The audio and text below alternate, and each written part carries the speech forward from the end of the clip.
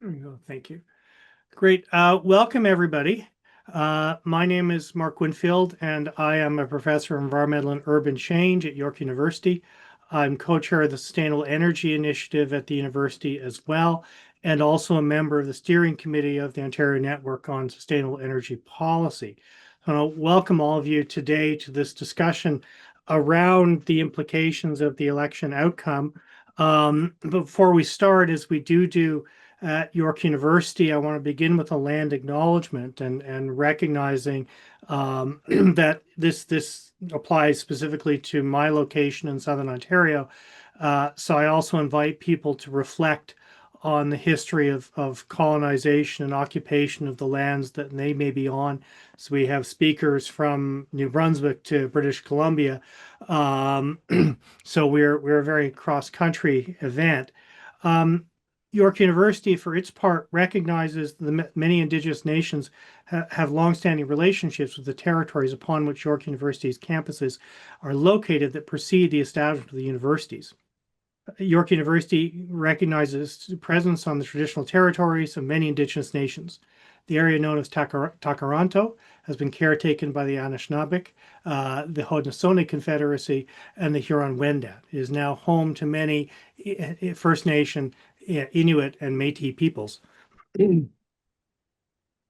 We acknowledge the current treaty holders, the Mississaugas, the Credit First Nation, and also note the territory, indeed throughout the Great Lakes Basin, is subject to the Dish with One Spoon Wampum Belt Covenant, an agreement to peaceably share and care for the Great Lakes region.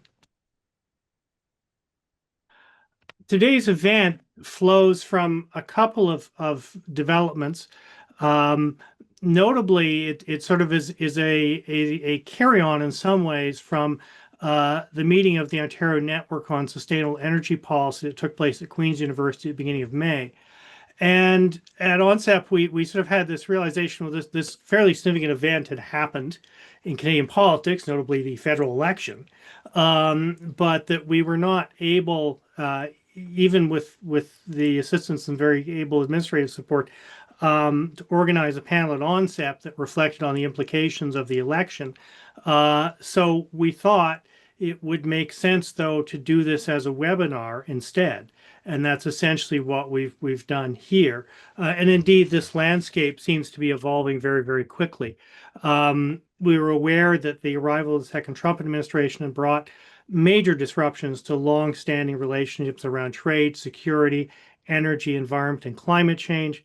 And a large part of the new Canadian federal government's response has been to talk about making Canada a conventional and clean energy superpower.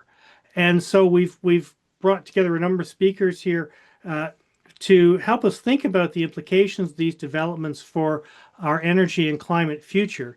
And in particular, we have with us Heather Miller, who is an associate professor at the University of New Brunswick, Warren Mabey, who is an ONSEP steering committee member and director of the School of Policy Studies at Queen's University. We have Danny Rosenblum, who is an assistant professor and the Rosamund Ivy Research Chair in Sustainability Transitions at Carleton, and also an ONSEP steering committee member. And we have Julie MacArthur, who is an associate professor and Canada Research Chair in Reimagining Capitalism at Royal Road University in British Columbia. And Julie was the keynote speaker at ONSEP this year as well. Also helping us is Bailey Walker, who is a PhD student at Queen's and is the ONSEP coordinator. And Bailey will be helping us, in particular, keeping an eye on the traffic in the chat around the meeting, and bringing forward anything that sort of seems to be trending in that space. For the most part, we invite people to use the raise hand function in Zoom if you want to ask questions. We're doing this in a meeting format rather than a webinar format for that reason, that people can ask their questions directly. If you are asking questions, we ask to keep them very concise and focused. And a reminder too that we are recording the session, so have that in mind too. Hopefully everybody's okay with that. And we will post the recording at some point fairly soon after we complete the session. It's just a question of how long it takes us to turn it around with our communications people. So with that, I'm going to go to our speakers. And the first question we've kind of put on the table as we discuss this back and forth is whether Canada is still pursuing an energy transition. And if so, to where? And I'm going to go from east to west, and we determined it's best to go in terms of who is further into the day across the country as we went along. So I'm going to ask Heather Miller from University of New Brunswick to speak first. And then, well, maybe we'll go to Danny next, and then Warren, and then Julie, and then we'll move into questions and discussions. So thank you very much, Heather. Hi, everybody. Welcome or hello from unceded and unsurrendered Wolastoqey territory. The lands I work and live on are governed by the Peace and Friendship Treaties, which were signed in the series of them signed in the 1700s that set out mutual relations of reciprocity, trade, and respect, which is sort of an interesting point to delve into what we think about this new initiative, or some of the thoughts that I have about this new initiative, the C5, Bill C5. I think fundamentally what it does is lays bare really the inherent contradictions which are long-standing between Canada's climate policies and their energy policies. That's really always been there, but is accelerated by this legislation, which this sort of confounding combination of both clean and conventional. And I think what we're seeing is really that we are in the politics of a mid-transition. And so we're really seeing in which we are running both fossil fuel incumbent locked-in carbon systems at the same time as trying to build out these new renewable energy systems. And pursuing both at the same time has been a strategy of the federal government under Trudeau. But I think what we're seeing here is a much more overt but deliberate blurring together of both fossil and renewable energy in a way that some ways feels very reminiscent of Harper's energy superpower model from 20 years ago. The difference being is this prevalence of what I and Amy Janswood, among others, have really tagged as this sort of bridge fuel narrative, right? In which we are somehow seeing Canada's energy as morally better because it's clean, or low carbon or decarbonized. I think is one of the announcements in the First Minister's announcement was this new version of decarbonized oil. And so in a way, I really see this as a repeat of the ethical oil claims that we saw in the early 2000s, but this time it's very much centered on the purported benefits of climate benefits for an imaginary external global demand. Here in the maritime and Newfoundland and Labrador context, what the federal direction is doing is really accelerating resource nationalism among the provinces. So again, though, with very little discernment between fossil development or renewable development. So what I find interesting from an interpretive perspective is the way in which the federal or clean conventional language really picks up on how provincial governments have already been pursuing development in recent years. So, for example, you have Nova Scotia simultaneously pitching offshore wind development, but also lifting the fracking moratorium. But you have New Brunswick trying to maintain the fracking moratorium, but open to revisiting Energy East and considering critical minerals. And then you have Newfoundland and Labrador trying to use the federal bill to jumpstart its offshore wind hydrogen industry, which hasn't really taken off the ground. So again, these types of projects we're really seeing pitched as a new climate extractive bargain in which we're able to accept the kind of usual types of local and social environmental trade-offs, to build towards a nebulous global climate benefit. So from my perspective, if I'm feeling optimistic, and I'm stealing terminology from Stephen Bernstein and Matt Hoffman's work on carbon traps, you could see Canada as firmly in a system improving rather than deep decarbonization. So we're on the plateau of system improving. If you're feeling more cynical, perhaps we're in a business as usual, continuing on our bridge to nowhere. So that's where I see us right now. Thanks, Heather. That's great. A climate extractive bargain. I got to remember that one. Um, but it's an interesting, yes, are we on a bridge to somewhere or not is a good question. Danny, do you want to go next? Yeah, sure. And Heather, thanks for those comments. I think that your interventions were really interesting, and I'll pick up on a couple of things when I get into my own kind of reflections about where we're headed. But first, I think we kind of need to take a step back and think about kind of what's the juncture that we're at right now, and things are getting increasingly chaotic and complicated. This is, as the throne speech also recognized, kind of the most significant transformation of the economy since World War II. Like we're in the transformative period, and we can look at the stress and strain on multiple policy threads across the entire gamut of kind of the economy. So everything from trade, which is perhaps more first and foremost in many people's minds at the moment, is under stress. The North American trade bloc that has been really a kind of the foundation for Canada's economy for decades, if not centuries at this point, is buckling under the Trump tariffs, which is now threatening kind of our automotive sector, our steel sector, our energy sectors, and beyond.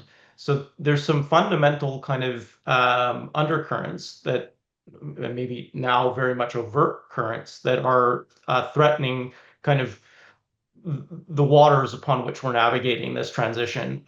So the kind of the short answer in some ways is, of course, yes, we're on an energy transition, but to where? Where are we going?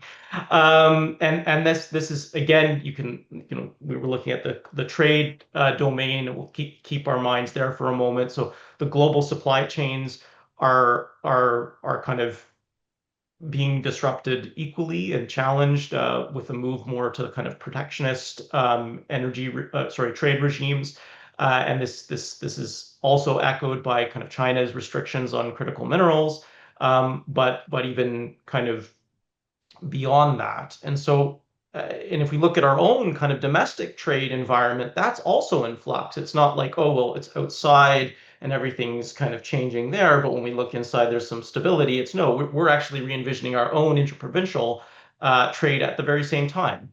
So those relationships and the attempt to kind of harmonize across our domestic market and even try to realize what our domestic market and its potential, what its potential is, that's all in flux. And so this has huge implications for energy. And we've seen, as Heather already pointed out, kind of the resurgent interest in pipelines and kind of balancing these kind of longstanding contradictions between conventional and clean in our what is somewhat anachronistic language about being a superpower. That's certainly part, we're in this, as Mark put it, kind of a bargaining or trade-off mode, rather than maybe more of a strategic planning mode of where we are in these waters and how do we navigate the course of this change. And then when we'll look at the climate space, this is equally disrupted, right? The impacts of climate change are here and now. They're no longer kind of in the future. They're at our doorstep. We're seeing unfortunately, our localities burn, our forests burn, our children are not able to, these, the kind of current generation are the first generation to really live in a climate that will have always been disrupted. They'll have never known a climate that is in its kind of more steady state. So and that's to say nothing of all the droughts and precipitation and extreme weather events that are likely to kind of continue to ramp up. And then at the same time, we've also seen climate policy retrenchment and changing signals on in this file, where the question of to what extent we should put weight on our kind of existing kind of net zero commitments or different sectoral commitments, when maybe the policies that were intended to actually drive those transitions may have been weakened. So I think there's a lot of questions to be answered on that front as well. And nevertheless, of course, we've made some massive investments over the last decade when it comes to our renewable energy, the shift to battery electric vehicles, heat pumps, and so on. So there's quite a bit of change that's already kind of baked into that kind of area, and we need to be kind of considering where are these different sectoral transitions moving.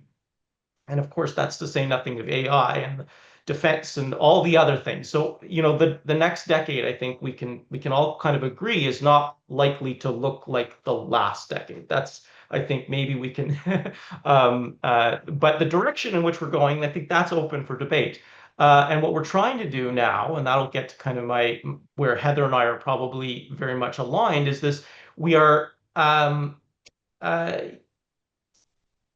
maybe with fairly uncertain policy signals, trying to navigate these long-standing contradictions within the Canadian energy political economy. We look at like Doug McDonald's work on carbon province, hydro province, and what are the differentiated kind of responses needed in those different spaces. And I think that the long-standing also way in which we've confronted this so far is to kind of not make choices, right? That's really to kind of take a tech neutral approach, to say, well, it's too difficult, we'll let the market decide. We'll put a carbon price on things. Rest in peace, carbon price, but OBPS maybe on things, and we'll let the kind of the flow of water take us in the direction that it's moving, and hopefully that'll be for the best. And now we also have layered on top of that another kind of, the energy superpower, clean and conventional, is the same kind of non-choice that allows us to navigate those long-standing contradictions in a politically expedient fashion. But then there's also this renewed focus on fiscal restraint, which means clean and conventional and what they demand in terms of where we're going are very, very different when it comes to, if we're saying we're going to pull back on resource expenditures, we're going to pull back on what we're allocating. Well, if we do that with things that are just emerging, then we're kind of snuffing them out. And then the kind of the vacuum, the pull of established incumbent energy industries, well, that's basically where we're heading. So where to from here? And I'll stop this, and I kind of want to obviously hear what others have to say, because I've gone on for some time now. But just this idea of like, what is a differentiated approach to the different energy segments? And it might be that we have to look at the upstream industries and say kind of we take them from where they're at, and that's how we should approach this. And then the same thing, we could also say, well, another potentially politically possible route would be to say, well, we're looking only at downstream energy use, and we want to accelerate those transitions that are already underway. That's what we kind of where we want to put our emphases. And then the last, which is the most difficult, one that we've never managed to really grapple with here in Canada, we've let this tech neutral approach kind of govern our pathways, is a real strategic conversation about where kind of Canada should go. And instead of thinking, and this will maybe foreshadow some of the discussion later about acceleration, it's like, instead of rushing to where we think the ship's going, maybe we need to steer the ship. And I'll stop there. Thanks, Danny. I mean, there's a whole bunch in there. I think, yes, for sure, this decade isn't going to be like the last, that's for sure. And it may be, as you say, we may be hitting a point where the parallel disconnected pathways strategy may not be able to work anymore in the same way that it sort of did in the past. Of sort of the extractive emphasis on one hand and the decarbonization element on the other. And with that, I'm going to hand over to Warren and hear his thoughts on all of this. All right. Thanks, Mark. And thanks, Heather and Danny, because you've said lots of things that I could have said. So maybe that'll make my talk a little bit shorter. I do want to touch on a few sort of key issues. So first, just on this whole idea of an energy transition. Bailey, who's moderating our talk today, has done a lot of work over the last few years looking at Canada's energy sector and how it has changed just over the last 20 years. And there are a few pretty substantive changes in the way that we're generating energy and using energy in the country. To nobody's surprise, the use of coal has gone down, and that is directly related to policy decisions. Where we've seen the biggest declines are in provinces that have made real sort of concrete actions to reduce their dependence on coal for electricity generation. It's not gone from the Canadian energy mix, far from it, but the role that coal plays has gone way down. The role of renewables, and this is the new renewables, solar, wind, the kind of things that most of us think of, has gone way up. And although the increase isn't maybe as fast as some of us would like to see, and although renewables still only play a very small part in the total energy mix, it's gone from essentially nothing, the new renewables 20 years ago, to being substantive, and particularly in a couple of provinces. And I'm thinking really of Ontario or Alberta, where there have been really protracted efforts to bring renewables online in campaigns. In Ontario, it was the Green Energy Act. In Alberta, it was the more recent auctions and purchases of renewable power that have really built out some of that capacity. So we are seeing those types of changes. One of the most interesting things that Bailey found out is really that natural gas has changed more than anything else. We're using more natural gas across the country than we ever have before. It's the largest part of our energy mix domestically. I'm not talking about what we produce for export, but what we use in country. And this is, a trend that has sort of gone under the radar. I think some of us that work in the area are aware that, we're increasingly relying on natural gas for things including electricity generation as well as heat or air conditioning. But we're seeing more and more natural gas being put into the mix. So we are transitioning, if you like. There is change happening in the Canadian energy sector. I agree with what Danny said that, we've been trying to write policies at the federal level and at some of the provincial levels that are more tech agnostic. We're trying to get away from picking winners. And I speak as somebody who spent a lot of time working on biofuels, particularly ethanol. And, I think that governments were guilty of trying to pick a winner and really trying to force a solution with those technologies that, since we really have the big push, has been largely challenged in the literature, and lots of people have come out against some of the benefits there. So we've tried to get away from that, and yet where we have seen the big changes is where technology has kicked in. So we're starting to see change in the light duty transport sector as more and more electric cars are introduced, particularly in BC, Ontario, and Quebec, where there have been incentives to drive the purchase of those. It's not really enough to offset growth in oil use, particularly, for gasoline or for diesel. but it's starting to make real inroads and it's accelerating. And we're seeing more and more investment in the technologies that go with it. The last version of the Liberal government made big investments in battery plants, some of which are already starting to implode on themselves, but we will see where those types of investments take us. You know, will we see these big plants built out? Will we be a big part of that sector, you know, 5-10 years down the road? I think that remains to be seen. But because there is a technology option, people are taking it up and they are starting to utilize it more and more. Same thing with heat pumps. You know, heat pumps at one point were a niche application, more used for air conditioning than for heating.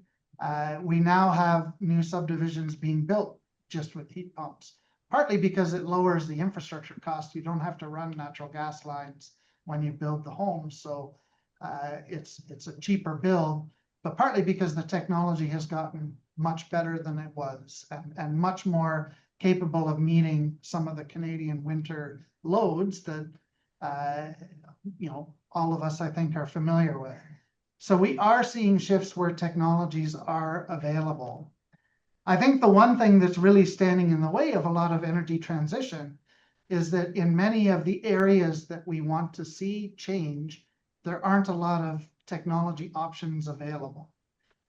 When you look at heavy duty transport, which is the fastest growing segment of oil and gas use, or oil and refined products use, we're not seeing a lot of electric trucks going onto the roads in Canada, largely because the few options that are available are very expensive and they're not practical for the application that they're being asked to undertake. Electric semi-trucks, you know, the big trucks, can be purchased and they can be used, but they've got to be put onto routes where there are appropriate charging stations and where time is less of a factor, where there's opportunities for those trucks to be charged or to have their batteries swapped, depending on the design that we're looking at. There's not an option that can easily substitute for the application that most semi-trucks are playing, which is moving goods over a long distance in a relatively short time. Every time I say this in my classes, people always say, well, what about rail? And, you know, why don't we just shift more to rail? Our rail capacity in Canada is mostly built out, you know, in terms of we've made as much use of it as we can without building new tracks. And nobody has really started to broach the concept of building new main lines and adding that new capacity. So looking forward and looking at some of the opportunities in front of us, in the last election, by both Mr. Carney and Mr. Poilievre, there was a lot of talk about an energy corridor, building something that could allow us to move energy east-west rather than north-south. It's no surprise that most of our connections are north-south because the US until recently has been a very steady and a very good partner for those connections. In fact, most people in the energy sector will say that there's only one energy system for North America. You know, it's not a Canadian system and an American system, it's a North American system. And the interconnections were all designed to facilitate that. An energy corridor would complement that. It would allow us to work in a more independent fashion. And it could be designed not just to run a pipeline or not just to run new transmission lines, but it could be built around new rail capacity as well. And new rail capacity would do a lot of things for the country in terms of being able to address some of the other aspects of a transition. I can't, emphasize enough that if we don't build the alternatives, people will not be able to transition. There's nothing to transition to. If the alternative does not exist, then we will continue to do the same things that we've done up until now. And the new technologies that I think a lot of politicians are hoping will just emerge out of the woodwork isn't in the woodwork right now. Nobody is actually actively developing the kinds of technologies that would allow us to sidestep some of these bigger investments. And so, I think one of the most important things that we can look at with an energy transition is some kind of dedicated corridor, whether it's a corridor that's just for moving energy or whether we actually start thinking about it a little bit more broadly, another corridor to connect the country and to be able to support sharing of energy and products back and forth across provincial borders. That to me becomes a really exciting opportunity because it would allow us to start to address some of the most challenging parts of an energy transition that we face to date.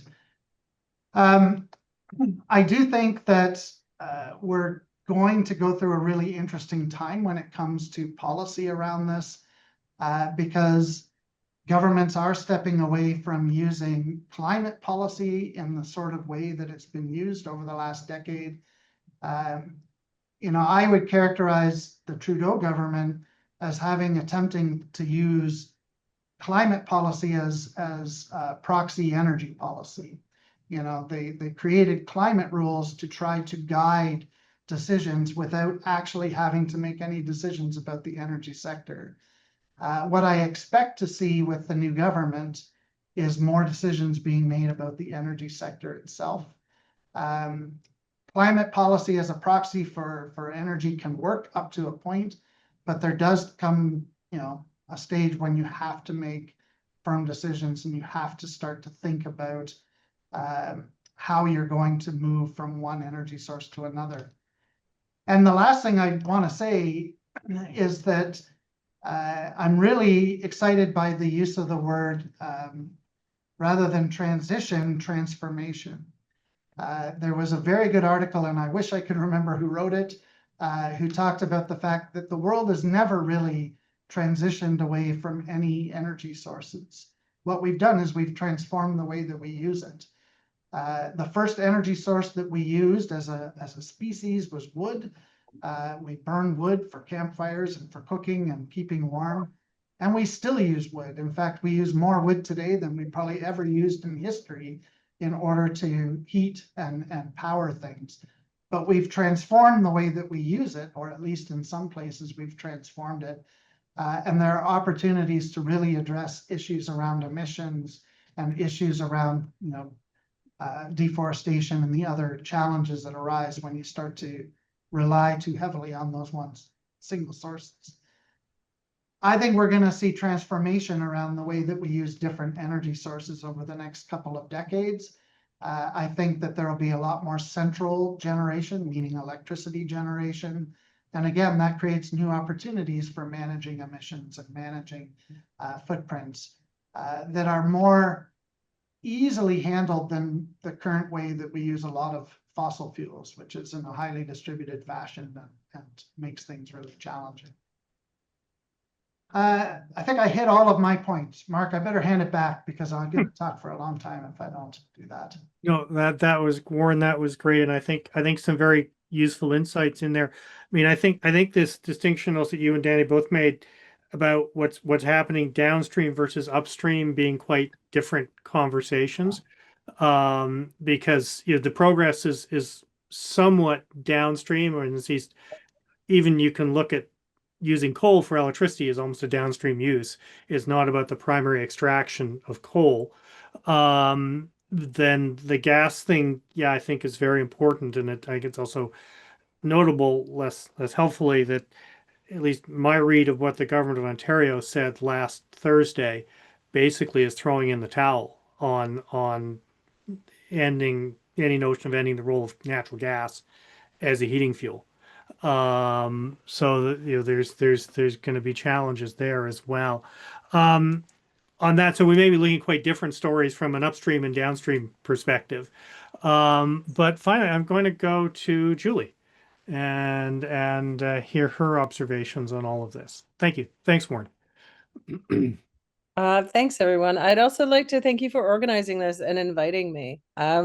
I think there are threads that I want to kind of pick up on all of the previous speakers. I mean, I think Heather's point about this kind of climate extractive bargain is a really powerful and important one. I think this idea of kind of the the institutional leverage of particular industries as a brake on any sort of transition. I mean, the key question that you started with, right, was this: is Canada still pursuing an energy transition? And not to be too much of an academic about it, right, but what is an energy transition? How are we defining this? Is it transitions or transitions, right? I think this idea of like layering that Danny also talked about around, and Warren as well, with the historicization of energy as a use, and the idea that you can keep adding and adding rather than replacing and removing. And so we keep seeing emissions grow in some areas, even though coal has been phased out, right? This is problematic from a building support from the public, right? There's a contradiction here, it seems like. Why are we spending all this money and doing all these things at the same time as we keep missing our targets over and over and over again? I think that's really important. So yes, more new renewables are being built, but so far behind China and lots of parts of Europe, right? We're a laggard when it comes to developing wind and solar in a big way.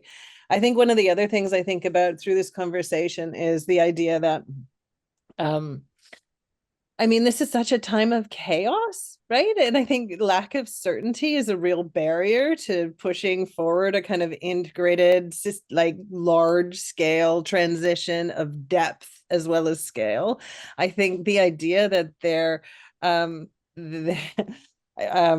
that the Marines are in Los Angeles. I don't want to take us off track, but things like that matter. This interconnected system of like chaos and rupture right now, this connects into the idea of the political transformations down in the US, right? And the impacts of that on trade and disruption of continental energy markets. That, you know, we've built the pipelines, we have the transmission line, we have all of this and the relationships across the border. At the same time, there's so much uncertainty, not just with Trump in the White House, but also in terms of geopolitics in Europe and the Middle East and the wars that are starting and all of this. There is a lot going on right now that is going to affect our ability to plan 10 years into the future, right? To invest in ways that people are comfortable. And I think that kind of connection between market instability, but also social instability, like people, Danny referenced the wildfires. And I think things like that, they sound like these are disconnected, but they're really not, because they're contributing to this deep uncertainty about where the world is going and how safe we are, right? And I think that is going to really shape the kind, unfortunately, I think some of the kind of directions we're going to see our energy kind of transition go in the direction of. I think the uncertainty and lack of trust. Madeline McPherson at UVic has done a really interesting study, for example, on energy modeling that looked at, even if you build the interties between provinces, that doesn't necessarily mean that they get used, right? The throttling that takes place, even if you have a transmission line, which has been the case between BC and Alberta, is really about the politics and trust. It's not necessarily about building the infrastructure. So that's one of the points I wanted to make, just that intersection between uncertainty and security and chaos, and then this need to put billions and billions of dollars of investment into new energy infrastructure. I think that's one point that's important. The other is also pulling on a little bit more, just again, the language of things. So you'd asked before around I think the energy superpower framing and the conventional and clean language that we're hearing since the election, really, in the lead up to the election of Carney, and then after as well. We're hearing language that really makes me, I don't know, makes me uncomfortable, put it that way, right? So conventional, like the idea of something conventional is something that's normal and accepted, right? And that's being used as a stand-in for fossil fuels, essentially. And I find that really problematic in the context of an energy transition.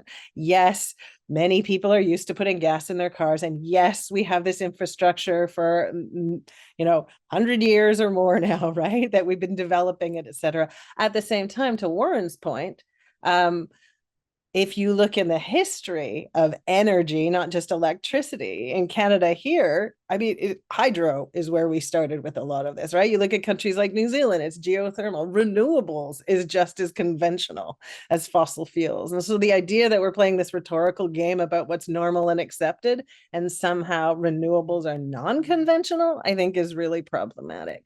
I think similarly, the language around clean, right? Clean, I mean, there's a lot that gets hidden under clean, right? And I think that language is used to include nuclear, which has a lot of challenges around the financing, the value for money compared to other low carbon sources. And the other thing, actually, I was thinking of on, again, this playing with the terminology of our energy transition is around the corridors and the development of east-west infrastructure, which I think is really important. I think the north-south orientation has a lot to do with the political economy of which actors got control at which periods in history. And I mean, there's a long kind of history of that interconnection and development. I don't think in any way it's a bad thing to think for security reasons, for national sovereignty reasons, for all sorts of others, to develop new kinds of connections. I am all for that as part of our energy transition. That said, I think there are some real problems with the way in which that kind of national corridor language hides a lot about what gets put in that corridor, right? And I think that connects us to these bills we're seeing in BC and Ontario that are about essentially railroading local nations and local municipalities to push infrastructure through. And I think I use the word railroading intentionally here because I think that word, if you think about our national railroads, and I love the trains as much as anyone else, I think trains are great, but building infrastructure that essentially is forced on people in an unfair way, which is how we use the term railroading, right? Something that is pushed us that is pushed on people despite their protest or their lack of information and them not having enough time. And I think that's what we're seeing in some of these other kind of big infrastructure pushes. There's a really damaging, problematic history of trying for the grand projects that really overrides a lot of local participation, local planning, democratic engagement, and really, really importantly, as we're moving forward here through this energy transition, Indigenous participation and engagement. We are seeing an increase in that, but mostly as a result to historical fights and court cases. This is not just because, folks in power decided this is a good way to go. So we're starting to see more and more Indigenous ownership. I think there are some projects in Quebec in particular, like the Michigan Usasin. It's a wind farm, right? And Canada Infrastructure Bank has funded it. It's a partnership with Intergex. I think they're going into a phase 2. So there are all sorts of projects where we're starting to see more Indigenous ownership and participation, which is great. But if you look at the backlash to, let's say, BC's Bill 15, and in Ontario, I think it's Bill 5, right?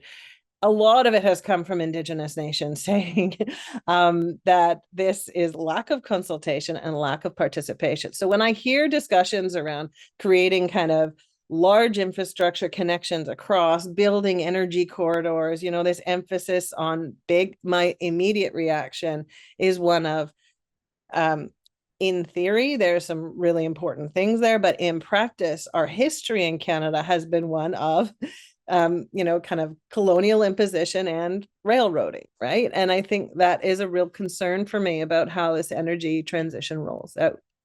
Just a couple more points I wanted to make.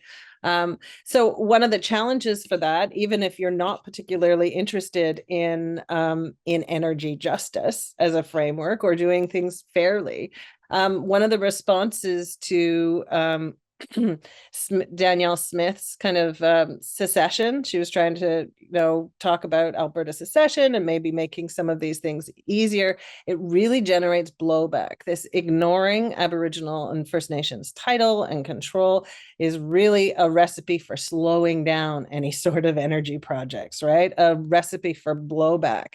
And so I think even people who are not normatively interested in this need to pay serious attention. So for example, the Association of First Nations has asked in response to federal government to review the Natural Resources Transfer Agreement. which transferred possession of Crown lands and natural resources to Alberta, Saskatchewan, and Manitoba. This was in response to this feeling like that, and kind of the moves to not respect First Nations title. And so there's some real significant kind of legal challenges there that are going to come up. So I'm worried about these bills that want to fast track, because essentially when you try to fast track, there really aren't shortcuts for this. You need to build that trust. You need to build that kind of consent and political will. And I don't see that in the language of being a superpower, which kind of suggests dominance, right? I don't see that in the language around, doubling down on conventional energy sources. I also wanted to pull a little bit on this idea around natural gas. A lot of the natural gas projects are being developed, as you know, here in BC, right? A lot of them actually, some with First Nations participation and co-ownership and support, and others without. So there's kind of a real contested story of First Nations and Indigenous peoples in the energy transition. And I think that's really important for us to continue to pay attention to going forward. But absolutely, natural gas has been positioned as this bridge fuel. And I think there is a real danger of kind of carbon lock-in here.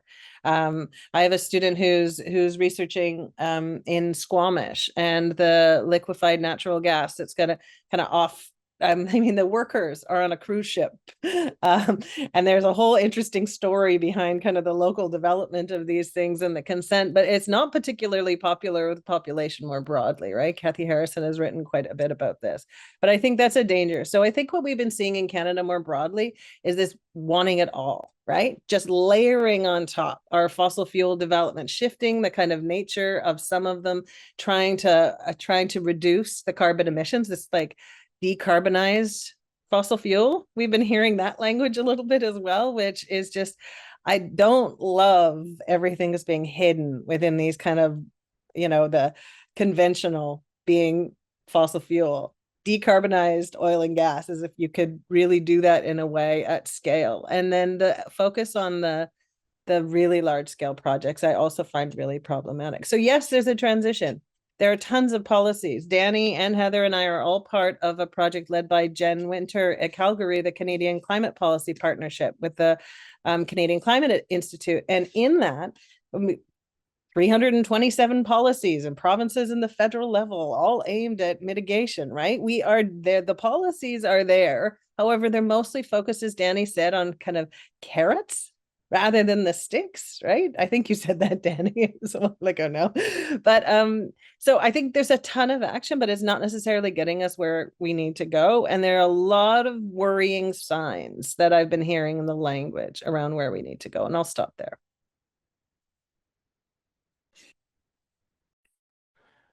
Thanks, Heather. That's great. And I think, yes, time of chaos is probably an understatement, but your pickup on the language and the terminology, I think, is very interesting in the sense of conventional also implicitly favors incumbents, and so normalizes their role. The decarbonized fossil fuel one just left me scratching my head as to what that means. And then on the clean thing, Stephen Colbert had a great line in relation to Donald Trump's references to beautiful clean coal, which is if you have to say it's clean, it's dirty. So I thought the language, the shift in the language is very significant in and of itself in terms of how things are being framed. I think what we'll do, given our where we are in terms of our time, I have some further set questions to expand on these themes, but I think we're gonna go to the floor first and see if anybody wants to intervene. And as I invite people to either use the raise hand function in Zoom if they'd like to do that, or we can throw things into the chat as well. So I just invite people, if they want to have questions or brief observations they want to make to our speakers, I give people an opportunity to do that now.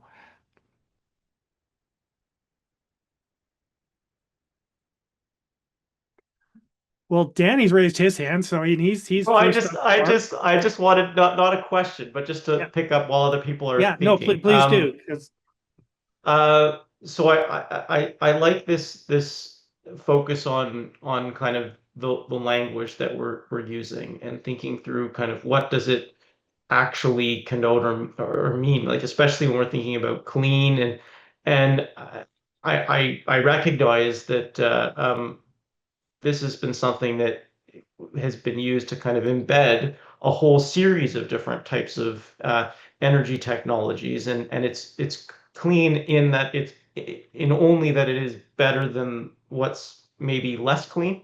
And that's where the liquefied natural gas thing comes through. That's where natural gas is often. I've done lots of work on this kind of this idea of, okay, the incremental emission reduction that you can get from some of these alternatives tends to be kind of and if you use a kind of framework that I've been working on, something called dead end pathway assessment, that you can really see that they don't lead anywhere. These are, as Heather put it, kind of bridges to nowhere. There's no kind of um, transition to a kind of climate resilient or prosperous end state that can be reached as a result of kind of embarking upon those particular energy technologies and pathways. And so I really like that kind of idea. And then I also just wanted to kind of put something else to the group, which is kind of this idea of like acceleration versus direction. And I think we haven't really fully kind of elaborated what that means. I think we've been focused for quite some time. And if you look at budget 2024, it's not a new thing. There was even prior to that kind of this notion like the Clean Growth Office that was announced as part of budget 2024, that we should have some kind of integrating group that is looking at moving things more quickly.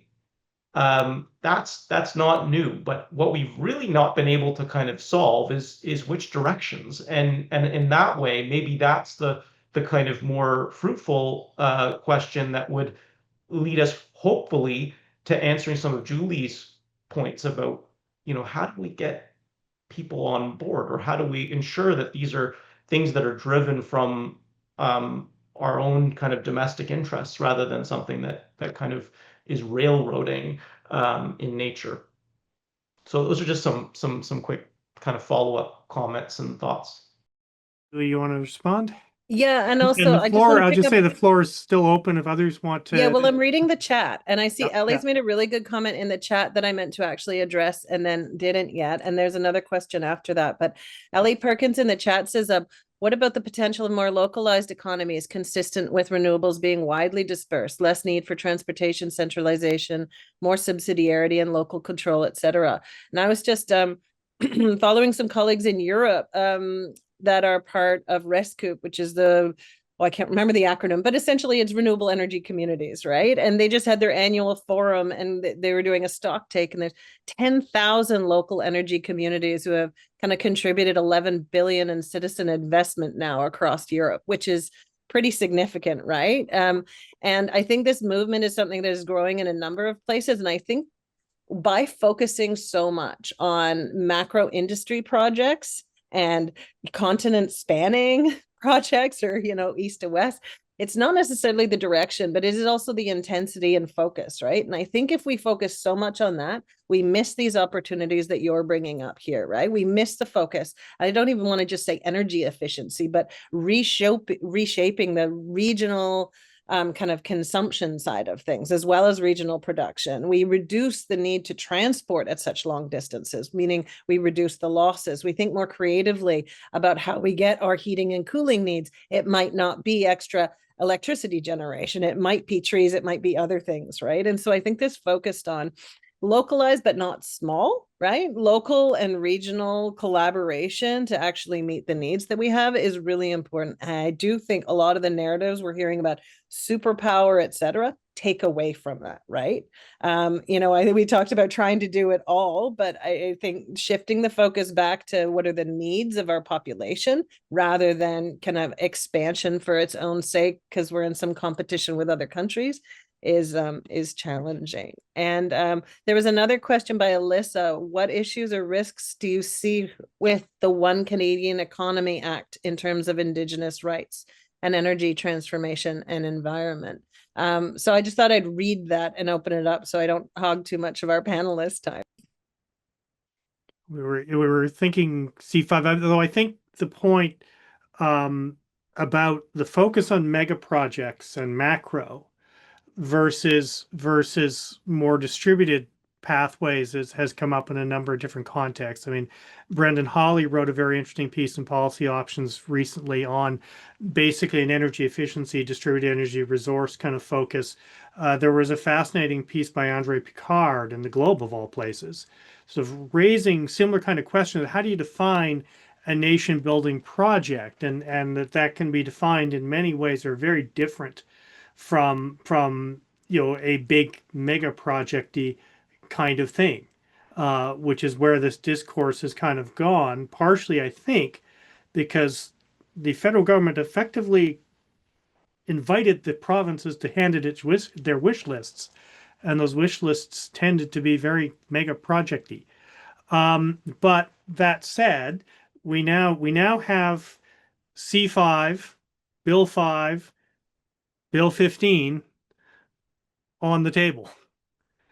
And the question of where does that take us, which I then put to the panel. Heather. I think I could just a couple of points that I wanted to talk about just in reaction to what everyone said. I mean, I think any discussion, and I just wanted to tag first, I had used Climate Extractive Bargains. That's based on Paul Bowles and Nathan Andrews' book, Extractive Bargains, which is really excellent. I recommend anyone interested in that. It's open access, so it's easy to get. But I think, you know, if we're going to talk about nation building, we have to be examined in the history of resource nationalism in which the provinces have taken a leadership role, right?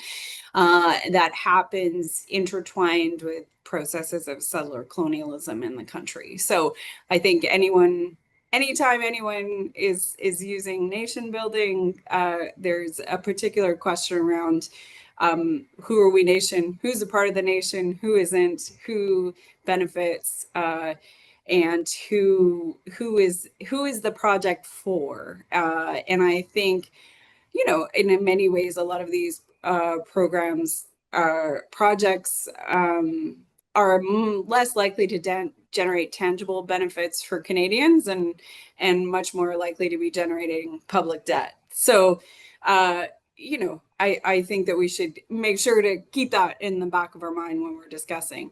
The other thing that I'm really concerned about as someone, you know, who studies provincial leadership in climate and energy and provincial sort of work is to what degree do those provinces have the capacity, right? There's a lot of different ideas being floated, a lot of different projects that are potentially, you know, bringing to the table. However, you know, in a lot of ways, some of the initial responses at least feel very similar to sort of classic conversations, even in the Maritimes that we saw around the Atlantic Loop, right?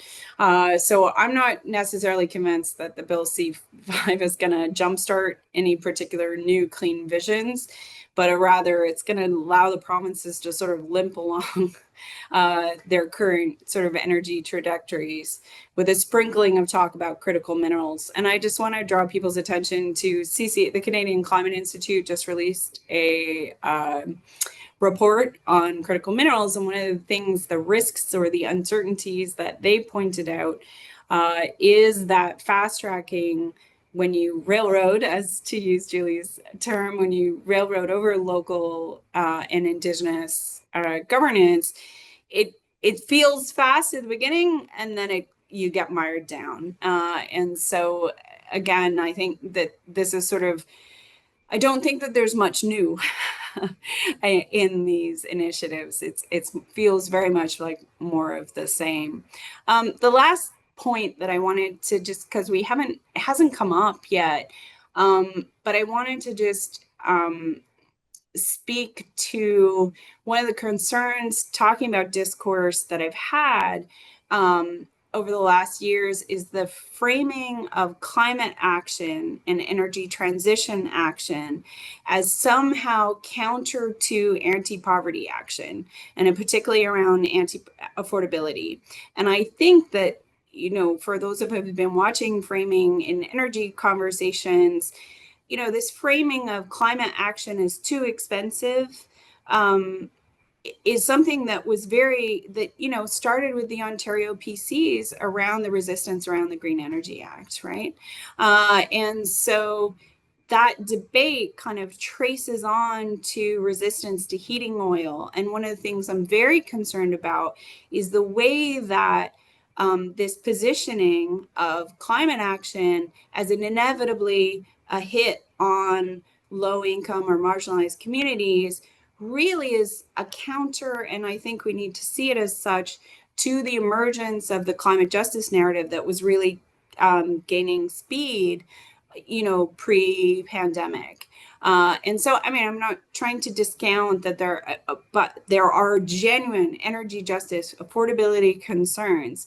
But I think that laying that we should be aware in which that is now being used to dismantle any climate action achievements that we've achieved in the provinces over the last 10 years.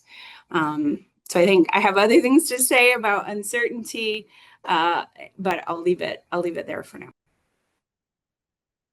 Thanks, Heather. Yeah, there does also seem in the Bill 5s and 15s, an implicit failure to recognize that Indigenous people have acquired a structural legal power that they did not hold before, and that you can't just run over that, railroad it, in Julie's terms. There are very specific legal barriers which will be difficult to see how they would be overcome. I don't know if other panelists have questions on or comments on the approval acceleration conversation through these various pieces of legislation. And I'll go to Ryan after that. I think you go to Ryan. Yeah, I think go to Ryan. Okay, very good. Ryan, you're up. If you're with us.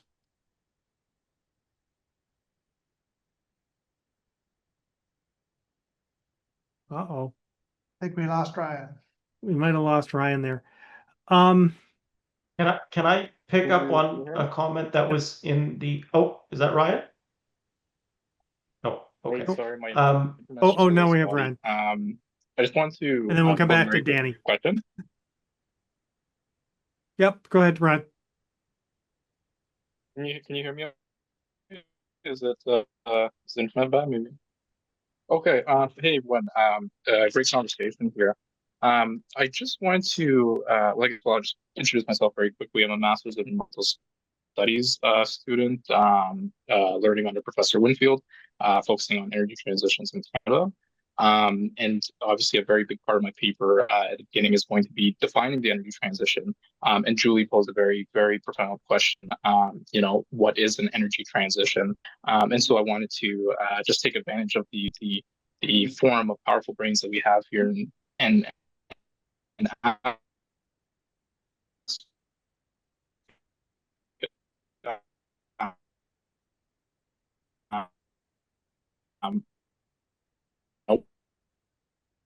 in your opinion, how would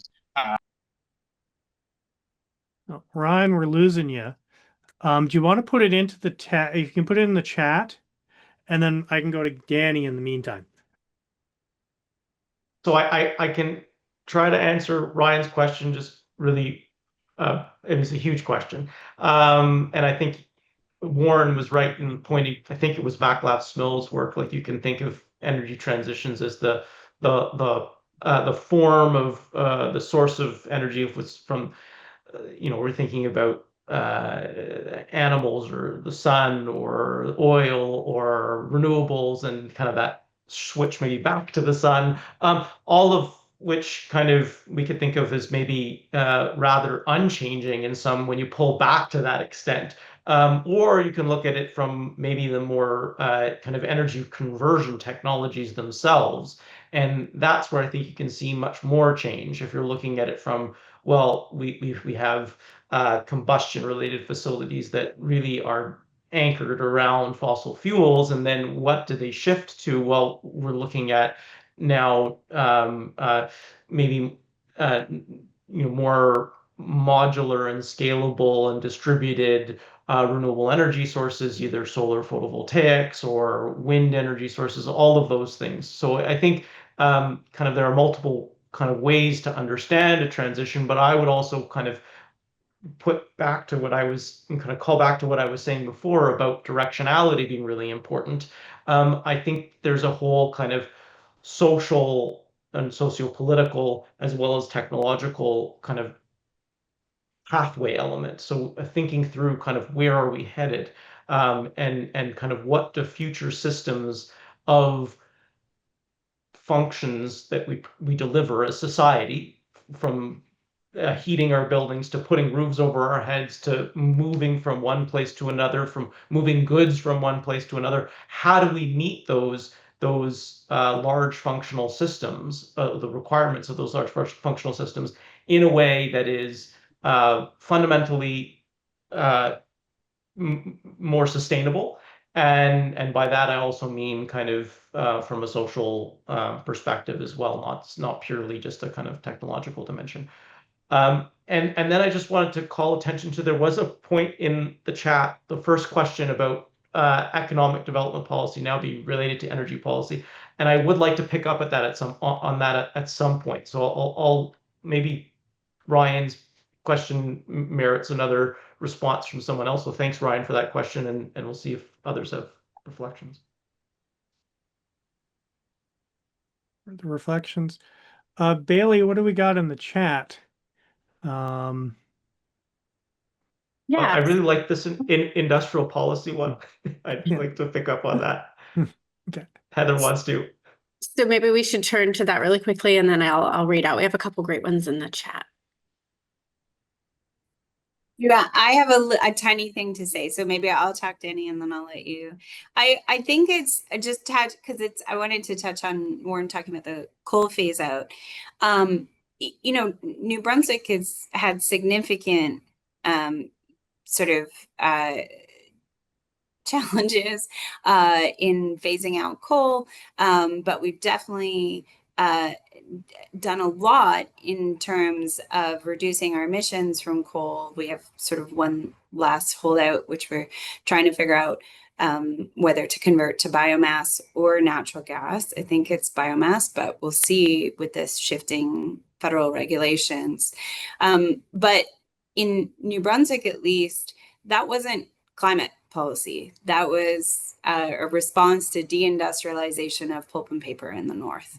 And so I think that many climate scholars, and I include myself in this, environmental politics scholars, have failed to really engage in a meaningful way with the degree to which the choices that were getting made with regards to both climate and energy are really industrial and are really provincial industrial policies. And so I think, yeah, it's not even that it's newly intertwined, it's that it's always been intertwined. And the degree to which we are not paying attention to the choices that provinces make or don't make because of their industrial policy, but also beliefs around industry and what industry demand is, and what's the sort of what is certain and uncertain about future demand and future potential of future industries, and how, again, the capacity of our governments to make those kinds of calculations.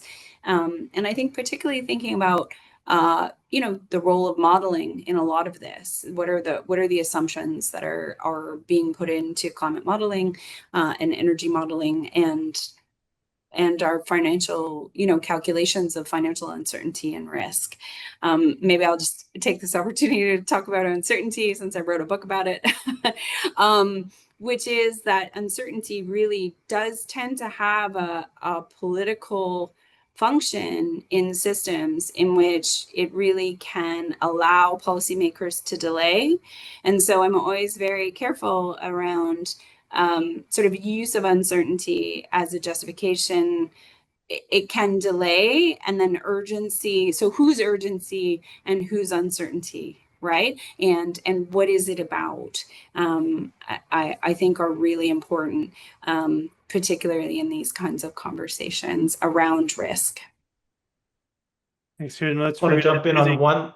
Yeah, Danny, you go ahead, and I'll go in. Yeah. Just this idea about industrial policy, and I want to point to the work of Bentley Allen and others in that, if you're interested in, and I've done some work there as well. But just a really quick point that a focus on nation building projects or major projects in general cannot or should not be considered a stand-in for industrial policy. We're still not making choices in that case, because it could be that the projects then drive policy decisions rather than the other way around, which is where we make wise or appropriate policy that then drives what projects we hope to see move forward, and then kind of move forward with those.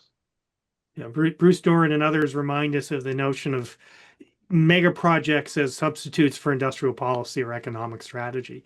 I do have to jump in as a steering committee, executive committee member of the Energy Modeling Hub, because Danny and I were at a thing at Carleton, was the week before last, I think. I'm losing track. In which these questions of uncertainty and how do you deal with them in modeling were one of the central questions. And it also was, well, the other way of looking at that is what pathways deal with uncertainties better. And it may be that large centralized pathways do tend to be more vulnerable to uncertainty because of the timescales involved than more distributed type approaches, which may have much smaller planning and construction timeframes, and better able to respond to change circumstances that, given we are living in the time of chaos, are almost certain to change as things evolve. Julie, and then I'll go to Henry. And I saw Bailey on deck for stuff in the chat too. Yeah, I just wanted to kind of raise up a few things in the chat so we can include it in the conversation, because it it sucks to ask questions and not be answered. Dane has one a while back actually saying, any thoughts on the takeaways from our experience with carbon pricing and what it means for climate and energy, right? And I do think I meant to mention this, right? I mean, because one of the striking things after the election was consumer carbon prices, right? Kind of falling in at the federal level, and then in BC as well soon after. And I think that's a really important question, because it gets back to the importance of kind of building social will, communicating policy really clearly, right? Doing so regularly and in a way that actually resonates with people. Because at the BC side, the carbon price kind of ratchet back was really a story. I mean, we were talking about this at CPSA recently, right? But I mean, it was a story of the near win of the Conservative Party, about people's anxiety, about cost of living crisis. There's so many, is kind of back to my point earlier, interrelated things that manifest in this policy change, right? Not because it wasn't working or it didn't do a job or it wasn't coming back into pocketbooks, but that communication and language side of things, as well as political mobilization, matters a lot. So that question I kind of invite people kind of to respond to. And there are some other questions about what local communities. Alyssa has a question about what are the next steps for local climate action. Municipalities, how can they respond to some of these policies that are maybe blocking some of their capacity? Which I think is really important. And then Ryan put his question in the chat about how to define an energy transition. And I just wanted to kind of highlight that a little bit, because this is the reason I said transitions, right? Because the adjectives you stick in front of things matter. Like at a base level, I think we all know this involves moving to low carbon sources of energy, right? Like from more polluting, more greenhouse gas intensive to less or none, if we're talking as much as possible. But then you add the adjectives around just transitions, right? Or socio-technical transitions. And we see things like Andreas Malm has this really awesome book called Fossil Capital. But in it, he essentially talks about how the shift from water power to coal wasn't based on cost or superior technology, but the ability to centralize production in urban factories, right? And really talks about transitions being a process that reshapes labor markets, reshapes the cost of labor, reshapes the geographies of where and how people live. And I think that those are the more interesting definitions of transition, getting us away from just coal to water and the interrelated kind of governance and human aspects of those. So I'll stop there, but there's some really fascinating questions in the chat. So thanks, and some great reports that people are sharing too. Thanks, Julie. Further thoughts before I go to Henry? I'd note in particular in Ontario, for example, Bill 17, which is something we have not seen before, explicitly blocked local governments from doing things like green building standards and energy efficiency standards. So in a sense, goes completely in the opposite direction. Which creates all kinds of problems because we've done quite a bit of work with communities on community energy planning and what sorts of tools they might have available to them, and that just seems to close the door on local action. I mean, left to be some thinking about what you might be able to do.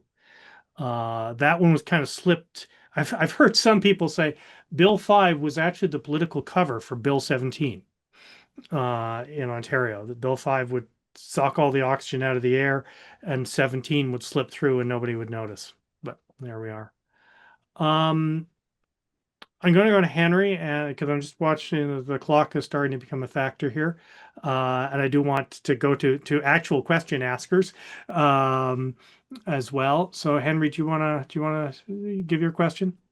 Sure. Can you hear me, Mark? Yep, we got you good. Okay, I'll try and be quick. Lots of questions swirling around, but based on what Danny earlier said about the idea of the current government using mainly the carrot approach for energy transition. For context, I've been working this summer with Lake Ontario Waterkeeper, which used to be involved in lots of legal actions, legal challenges, and I've seen firsthand the fact that we've lost the ability to use many of these, I guess what you could call sticks, legal sticks, to try and challenge the government, especially in the context of the nuclear development that's going on in Ontario with the nuclear plants. There's very little public process. And I worry that in all these transition discussions, without any kind of meaningful sticks, it just becomes a sort of a trust us, we got this from Ottawa or from Toronto. And I wonder how can we, as people that are interested in these issues, sort of get back to that stage of having meaningful public process, meaningful sticks, especially with especially Bill 5 in Ontario, which cut a lot of environmental assessment, and then now with Bill 15 and the federal Bill 5. Further thoughts on this? I'm happy to kind of a quick thanks. response on that. Yeah, I mean, I've been doing one of the key strands of my research has been on kind of phase outs and this idea of kind of deliberate decline. And I know that language is certainly not one that politicians want to wade into, but it's part and parcel of this idea of kind of transitions, right? That if you look at historical transitions, typically these are things that do involve the kind of decline of incumbents, or there are winners and losers, and we have to kind of think through what that entails. And certainly there's a way in which we can kind of mitigate some of those impacts on communities, on individuals, but we shouldn't also at the same time try to kind of say that transitions are going to be completely agnostic with respect to the current kind of, and I guess that's kind of where we're at, right? We're still in that zone of like we can have it all, and the kind of, I'd say, I'm not sure that I would say we've. I mean, one of the things that I'm trying to do right now is take stock or inventory the number of kind of climate measures and maybe even I'll extend this to more broader energy innovation and industrial measures that are focused on kind of this notion of decline or scaling things down in some ways. Because I think you're probably right that we haven't taken enough stock of kind of the Canadian efforts in that space. Of course, we've talked a lot about coal phase outs. We're now moving towards things like the zero emission vehicle mandate as part of the new light duty vehicle reg. So there are instances where we are willing to embrace these regulatory mechanisms and instruments, and I think that's certainly these are promising developments because they're a little clearer, at least for individuals to understand. There's a kind of instead of the polluter pays principle, it's just like we're going to stop doing this, and that seems to kind of make sense for people. At the same time, keep in mind a lot of those are at the technology level, not necessarily the upstream supply, and that I think is where you get into very difficult political terrain, and I certainly wouldn't want to wade into that so much either, because I think it actually ends up being creates more cleavages, and if we focus more on the downstream, then the upstream hope will figure itself out. Okay, I'll stop there. Yeah, I mean, that's an interesting, that there has been a willingness to use. There was, I don't know where we are now. There was a willingness to use more robust policy instruments around downstream uses, EV mandates, energy efficiency standards, a range of other things. And those seem to achieve reasonably high levels of acceptance too, although there's a little bit of noise around EV mandates, mostly because of Trump, I think, at this stage. As you get more upstream, it gets tricky. I mean, the fight over the CERs is you're moving upstream, it gets more and more ugly. But on the other hand, it's further upstream where you also have macro impacts in multiple dimensions that sort of complicate things and introduce really, really potentially ugly trade-offs as well. Bailey, we got some more stuff in the chat there. We do, and I want to start by thanking Julie for bringing a number of the chat questions into your own responses. That's very simultaneously managing things, and so a number of them have been addressed. However, Richard brought in this idea of provincial capacity, and touching on Heather's point, it would mean that many of the smaller provinces in Canada may lack sufficient expertise to develop large energy infrastructure and projects. And there is a lot of competent individuals and smart options within those provinces, but they simply don't have enough capacity to address the complexities of large energy infrastructure and projects such as Muskrat Falls. And so I'd welcome the panel to maybe share their thoughts on this idea of provincial capacity issues that there may be, particularly in smaller provinces.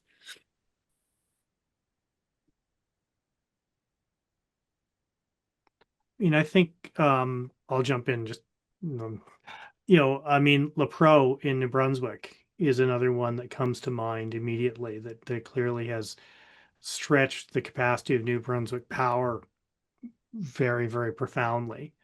It's an interesting question as to whether provincial ambition exceeds provincial capacity, I think, is the subtext.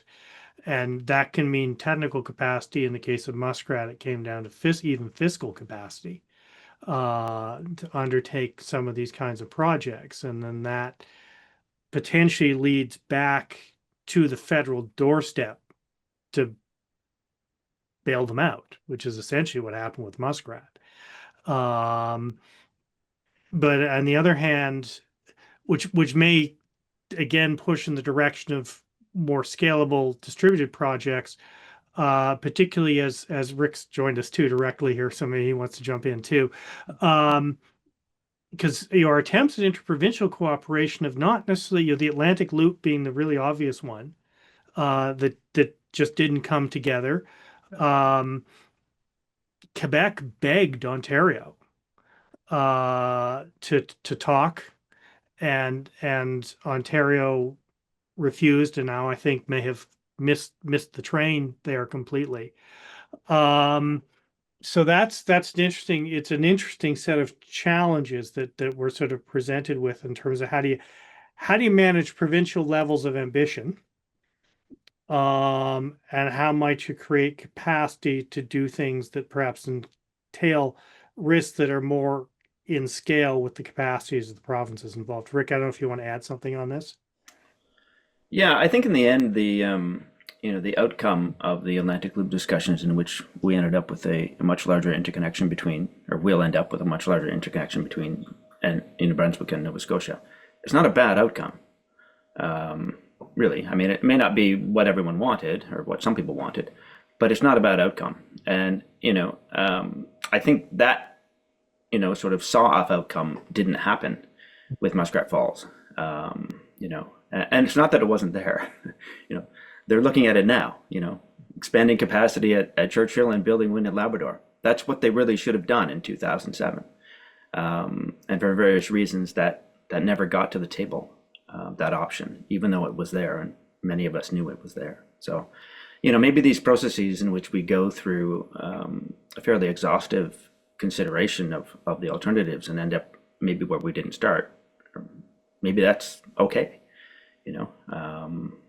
It's progress in the right direction, and it's maybe more incremental than people had expected. So. Julie. Yeah, there are two questions. Actually, one of them's from Richard, and then the other one's from Charlene, and they're awesome. And I know we only have a couple minutes, but I wanted to say briefly, Richard asked one about a contradiction necessarily between the timeliness of transition and the ability to kind of address equity, justice, participation, right? And that these are a trade-off. And I get this a lot, and I see why it seems like that on the face of it. But in my view, you don't get a timely transition because you get the ratcheting back, you get the slowdown, you get the massive cost sinks of projects that go nowhere, right, and take too long. So there's a time cost, not just of participation and engagement. There's a time and money cost of failed projects, right, and also policy shifts. So I think that's really important to point out, that it seems like the deep consultation is slower, but there are things that are wildly popular that are very low carbon, right, like free electrified public transit, for example, right? There are so many things that are deeply low carbon that don't even need a lot of consultation because there's so much support for them and they are widely supported. The things that need a lot more consultation are I love rail, but railroaded things. So I'm going to say one quick thing too, that Charlene had a point about natural gas as a bridge fuel from an op-ed. That's such a good point. I mean, in my view, not everyone necessarily shares it. I think it's a huge sunk cost in the medium to long term in particular. In the short term, transitioning off oil and gas, it seems like lower carbon. But in terms of the infrastructure that we're locking in for generations with new pipelines, I think that's really problematic. I think the environmental impacts around methane leaks and CO2 emissions are really problematic. I see them as a redirection of funds that should go into actual low carbon sources and upgrades and things like free public transit, rather than pouring billions of dollars into another fossil fuel. It's a critical point about kind of opportunity costs, right? You always have to be thinking through when we're making these massive investments that the near-term resources available to us are scarce. And if those resources are scarce and we allocate them predominantly to incumbent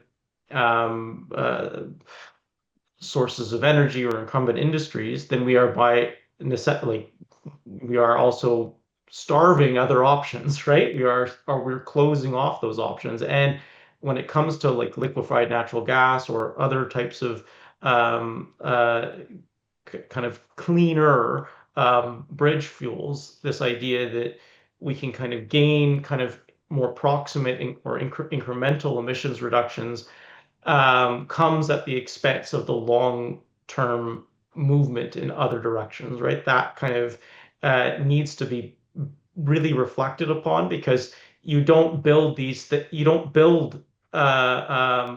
liquefaction centers and other facilities and then the LNG transportation infrastructure overnight. And that's going to need to be paid back and rationalized over decades.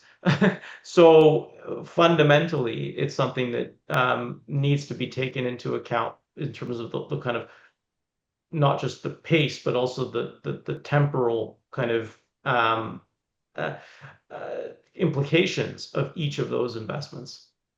I think I'd just like to jump in just a tiny bit on the gas piece. Just to remember that much of that gas is because of the shale gas revolution in North America, which is based on fracking, right? And fracking has a host of certain and uncertain local environmental, social impacts, and also that gas itself, the price of gas has been highly volatile over, I mean, it's been more stable over the last 10 years, but it again, when we're talking about the certainty, it's interesting that the global bridge narrative, and just to plug it, Amy Janswood and I have written an article on this. There's a piece on the conversation, which is that it's somehow certain that we're going to offset coal use in other countries, but it's not. But the certain environmental impacts of it don't sort of sink into the decision making, into this global bridge narrative. So the conversation about what is certain and what is uncertain in the global bridge narrative is very deliberate, and it seems to so far being used to justify locking in new fossil fuel incumbent infrastructure rather than focusing on that end of deep decarbonization. So there's a lot of certainty that this is going to improve, but not a lot of certainty around how we're going to get to deep decarbonization from this locked in gas incremental improvement. Indeed, I'm conscious, as Mr. Cash used to say, that the clock is becoming our enemy here. We're Yeah. pretty much at time.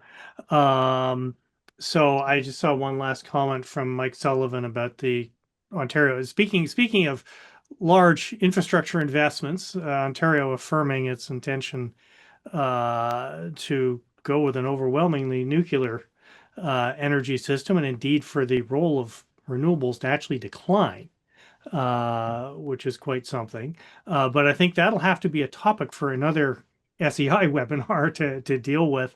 Because at this stage, I mean, this has been a fascinating discussion. We've touched on many dimensions of where we're at, and variety of dilemmas that we're confronted with as well. I want to thank all of our speakers, Danny, Warren, Heather, and Julie, and Bailey for her help as well, and for everybody else for participating. We've recorded this and we will post it shortly. And there'll be a note that goes out to everybody who was registered to be able to see it.